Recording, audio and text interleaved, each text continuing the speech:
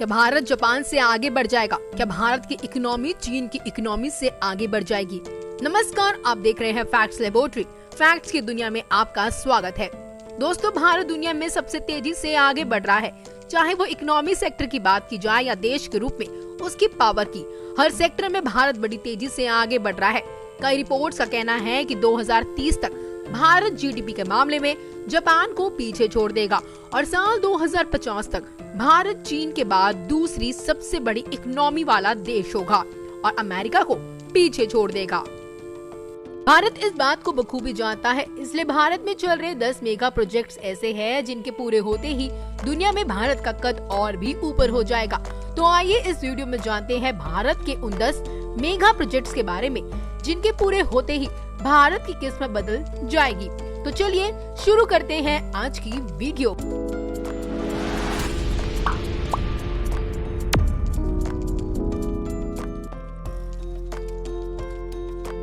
Number 1, highway India project.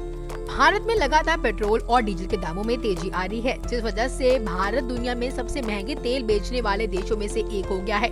Petrol और diesel के दामों की बढ़ने की वजह से भारत में ट्रांसपोर्ट भी महंगा हो गया है। जिसे देखते हुए भारत सरकार ने कई हाईवे बनाने की योजना बनाई है, जिसमें भारत में पेट्रोल और डीजल की मांग में भारत में काफी कमी आएगी।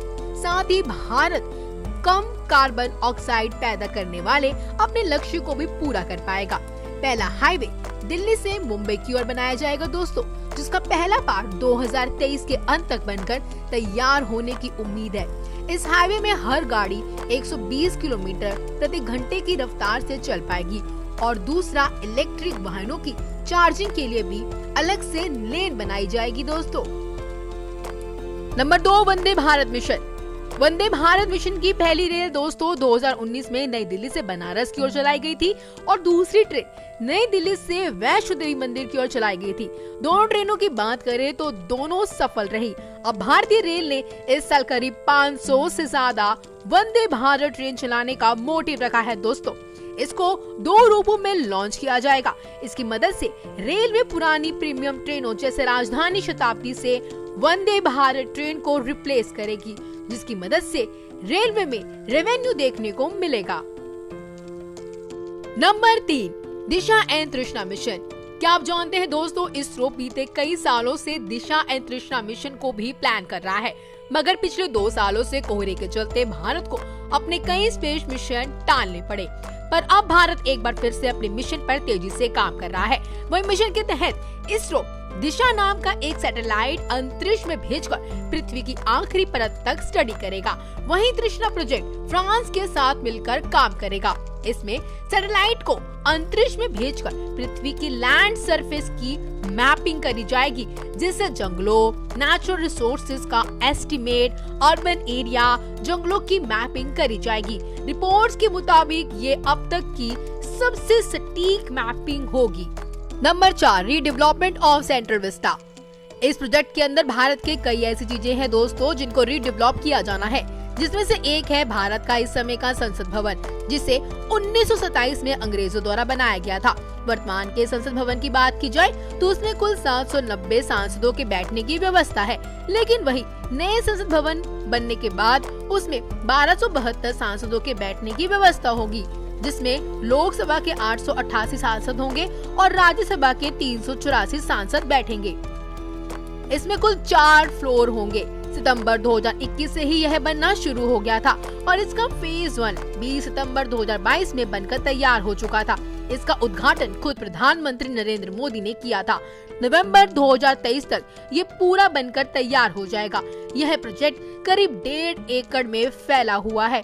इसको बनाने की कुल लागत करीब 20,000 करोड़ की है और इस प्रोजेक्ट को टाटा संभाल रहा है। जी हाँ, ये पूरा काम टाटा प्रोजेक्ट को दिया गया है। इसमें पीएम और राष्ट्रपति को भी दोस्तों नए भवन मिलेंगे।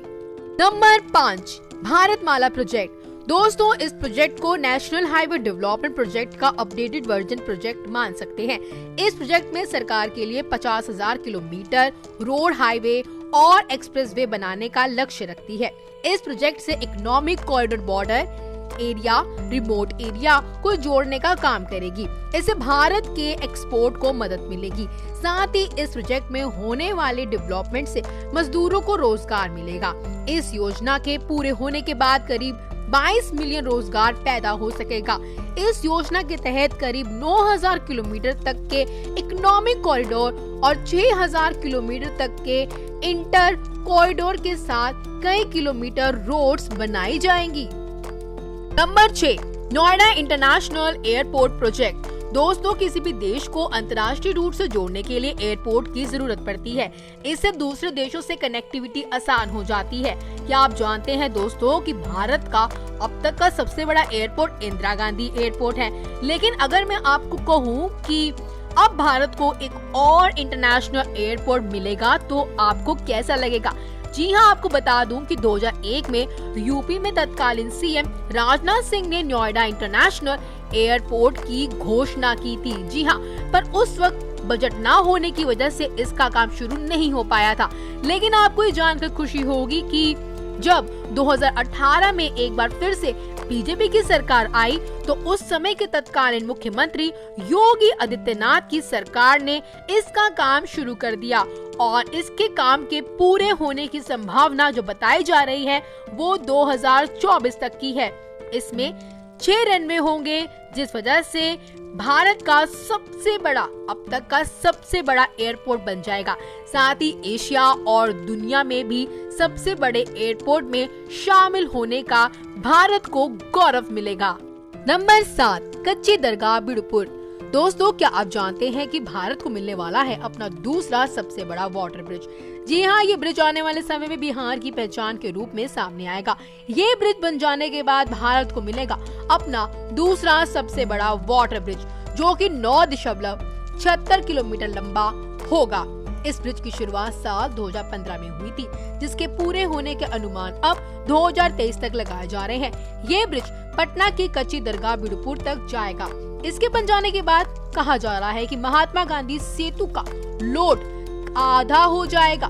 जी हाँ, पटना से बिडुपुर जाने के लिए अभी केवल एकमात्र महात्मा गांधी सेतु पुल ही है।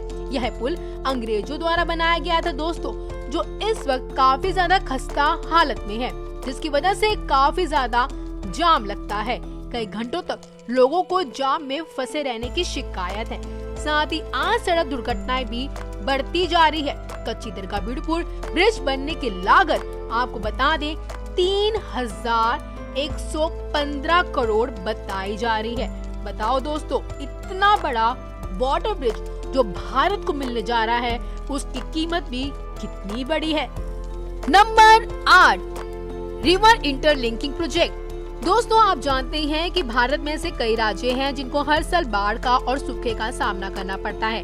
साल 1999 में उस समय के पीएम अटल बिहारी वाजपेयी ने इस परेशानी को देख लिया था और इससे निपटने के लिए एक योजना की शुरुआत भी की थी।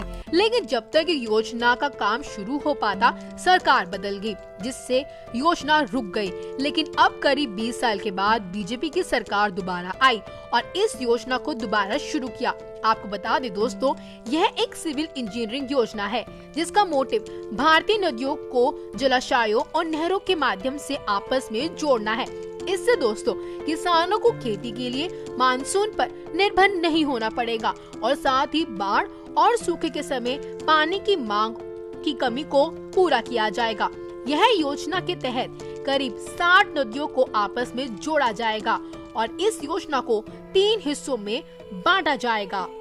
Number 9, Aditya L1 project.